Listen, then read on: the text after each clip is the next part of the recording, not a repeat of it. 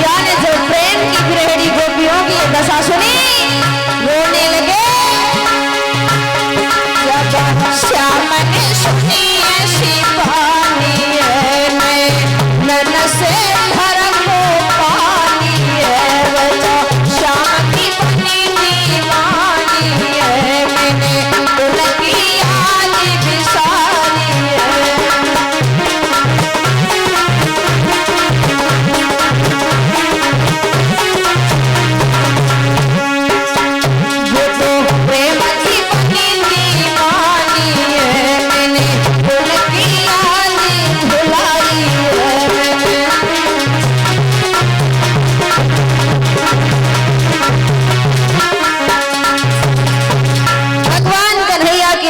आंसू आ गए गोपियों का ये हाल सुन करके। आज उद्धव को बड़ा घमंड था कि कृष्ण हमारे प्रेम के सिवाय इतना कृष्ण को कोई प्रेम नहीं करता, लेकिन जरा देर में गोपियों का प्रेम पता हो गया। श्री सुखदेव जी कहते हैं, राजन परीक्षित महाराज आज ध्यान देंगे, आज कथा का 7वां दिन है और कथा समापन की ओर जा रही है। महाराज एक राजा हुए हैं भीष्मक। महाराज बड़े ही अच्छे राजा हैं। कहते हैं जो कुंदनपुर में राज्य करते हैं वो राजा भीष्मक के 4 पुत्र हैं। 4 बेटों के बाद एक बेटी हुई।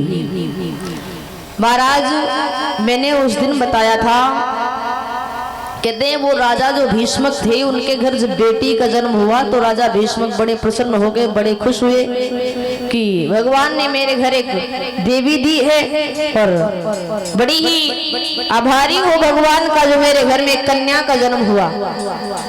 लेकिन महाराज मैंने उस दिन बताया था, कहते हैं ना अगर पुत्र का जन्म हो जाए आज के जमाने में, कहते हैं अगर बेटे का जन्म हो जाए तो 12 गांव जान जाते हैं महाराज परीक्षित, 12 गांव। अगर को बेटिया का जन्म हो जाए तो वहीं पर ही 12 बज जाते हैं। क्या हुई है? बोले बेटी हुई है। मैंने उस दिन बताया था 4 बेटे हो जाए फर्क नहीं पड़ता, लेकिन 4 बेटियां हो जाए तो बहुत बड़ा फर्क पड़ता है। महाराज याद रखना, अगर 4 बेटे हो गए किसी कारण बस हो सकता है शादी ना हो पावे एक दूसरे की, लेकिन अगर 4 बेटियां हो गई तो 4 दामाद पक्के, है ना। और दूसरी बात याद रखना, कहते हैं महाराज कोई जरूरी नहीं है कि बेटा हो जाए तो कुल का नाम ही हो जाता है। कहते हैं हो सकता है महाराज सुपूत के बदले अगर कुपूत का जन्म हो गया तो कहते हैं सारे जीवन की जो बनाई हुई इज्जत है जरा से देर में धूल में मिल जाएगी। महाराज कहते हैं महाराज बेटियां बड़े ही सौभाग्यवानों के घर में पैदा हुआ करती हैं। महाराज बड़े ही भाग्यवान वो लोग होते हैं जिनके घर में एक कन्या का जन्म होता है। कहते हैं जिस घर से कन्या विदा नहीं होती है वो पिता कभी उद्धार नहीं होता।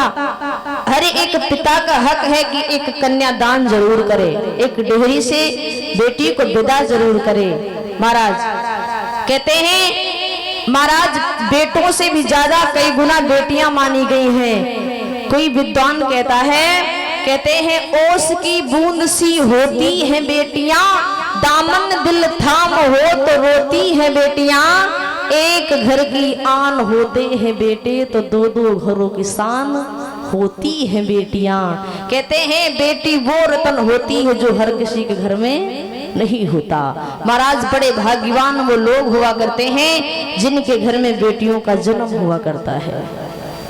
महाराज आज वही हाल है राजा भीष्मक का, बड़े ही प्रसन्न हैं। महाराज भगवान की कृपा से देवर्षि नारद का आना हुआ और नारद जैसे ही आए भीष्मक ने जवाब दिया है, बाबा जी बहुत अच्छे समय पर आए हो, मेरे घर में पुत्री का जन्म हुआ है। उसकी हस्तरेखा देख लो, उसका जीवन देख लो कैसा, उसका विवाह कहाँ होगा। महाराज बुलवाई गई बिटिया और जैसे ही हस्तरेखा को देखा तो जवाब दिया है, हे राजन इसकी हस्तरेखा तो बता रही है कि ये कोई कन्या नहीं है, ये एक देवी दुर्गा का रूप है। एक देवी का रूप है, इसके नाम अनेक हुए हैं, लेकिन एक नाम शुभ है जो नाम होगा रुक्मिणी। और थोड़े दिन के बाद में कृष्ण नाम की भक्ति करेगी। और सुनो, तुम्हारे घर में दूल्हा बन के कृष्ण ही आएंगे, कृष्ण के साथ में विवाह होगा।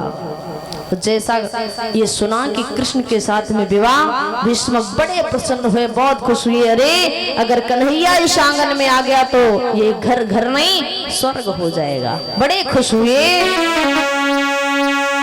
और उसी समय अरे खुशमकती छाई गई तन में,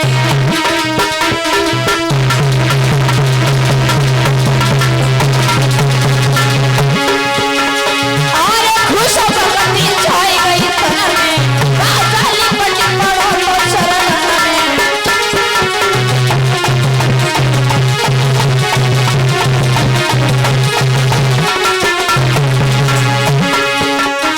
कहिलई भुजा के बीच भवन में, राजा ने बैठाए तो आसन पे।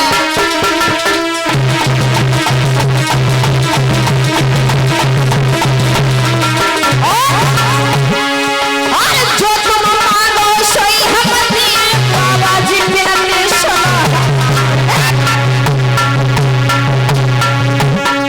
अरे ब्याह भयो जो कन्हैया संग में, जीवन में वो होई उद्धार।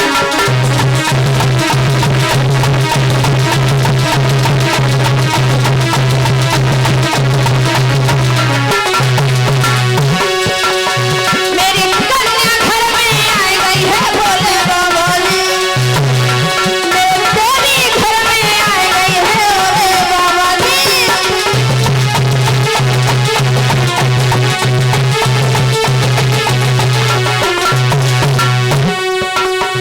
अरे भवानी घर में आई गई है भोले बाबा जी, एक कन्या घर में आई गई है भोले बाबा जी।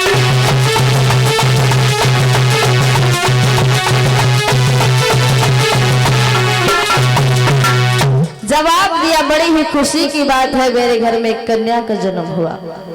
बिठा लिया आसन पे सम्मान के साथ में। महाराज आज उसी समय राजा भीष्म बड़े ही प्रसन्न हुए हैं। श्री सुखदेव जी कहते, हे राजन परीक्षित, देवर्षि नारद तो इतना बता करके चले जाते हैं। इधर महाराज उन महलों में समय के अनुसार धीरे धीरे रुक्मिणी बड़ी होने लगी।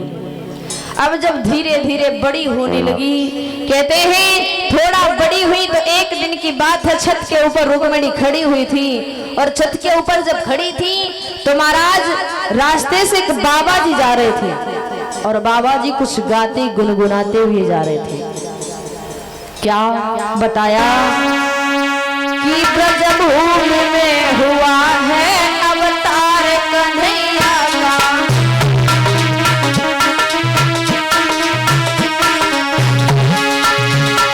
ब्रजभूमि में हुआ है अवतार कन्हैया का।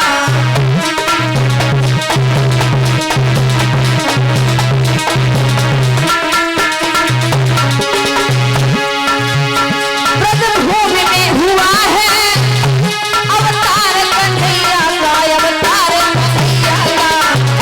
सौभाग्य है उन्हें जिन्हें दीदार कन्हैया का।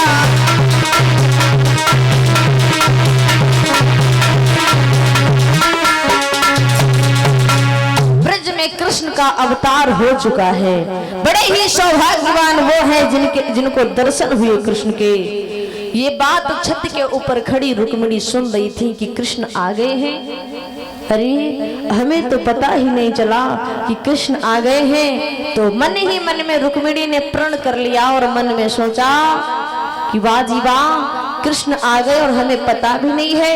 और अपने मन में सोचा कि आज से मैं कृष्ण के नाम की भक्ति करूंगी और विवाह भी कृष्ण से ही करूंगी। अगर कन्हैया से मेरा विवाह नहीं हुआ तो सारा जीवन में कुंवारापन व्यतीत कर दूंगी। मैया रुक्मिणी ने अपने मन में सोचा, और क्या सोचा कि सोचने लगी रुक्मिणी मन में, जीवन दिन व्यर्थ हो रहे।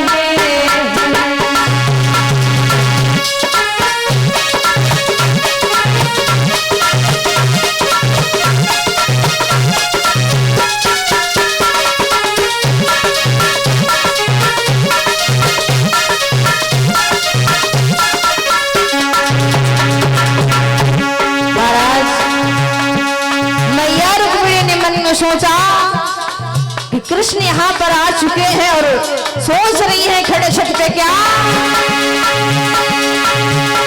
सोचने लगी रुक्मिणी मन में जीवन दिन व्यर्थ हो रहे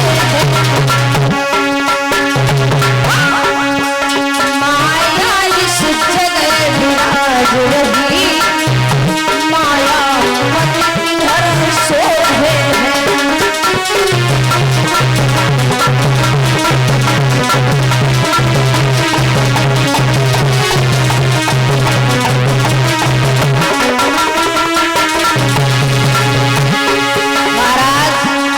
रुक्मिणी मन में सोच रही थी अब तो कृष्ण के नाम की भक्ति चढ़ गई रुक्मिणी के ऊपर। अब जहां भी जाती है तो कृष्ण के गुणगान, जहां बैठती है कृष्ण का चिंतन बताया। चलते फिरते श्री कृष्ण चंद्र गुण गाने सखियों में यदि चर्चा हो है तो प्रभु के गीत सुनाने लगे।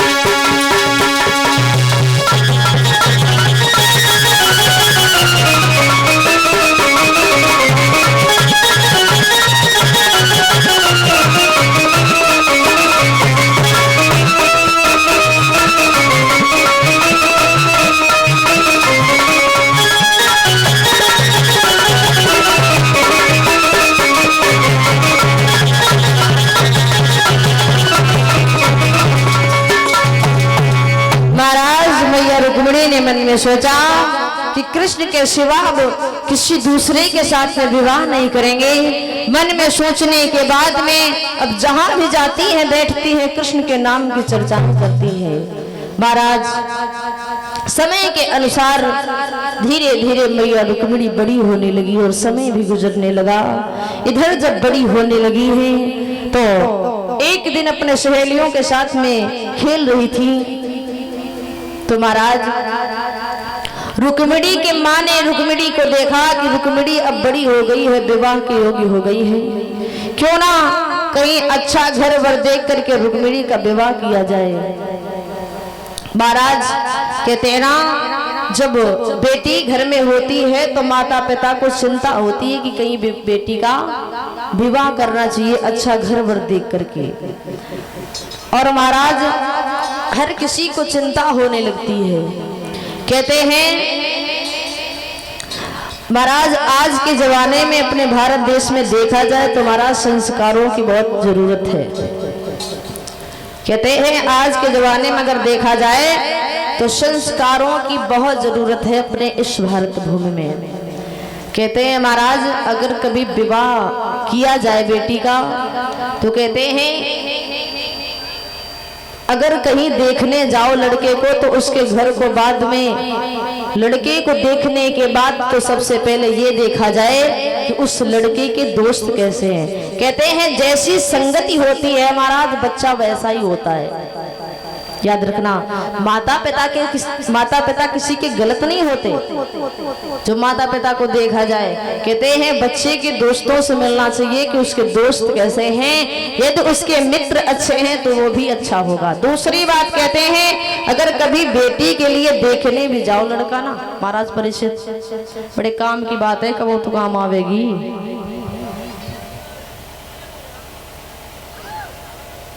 कहते हैं अगर कभी देखने जाओ तो एक चीज जरूर देख लेनी चाहिए। कौन सी? कहते हैं एक चीज देख लेनी चाहिए कि महाराज हम जिनके घर देखने आए हैं उसके घर में कहीं ये तो नहीं गैलरी से आवाज आ रही है कि 20 लाख रुपया लेंगे तब शादी करेंगे, नहीं तो शादी नहीं करेंगे।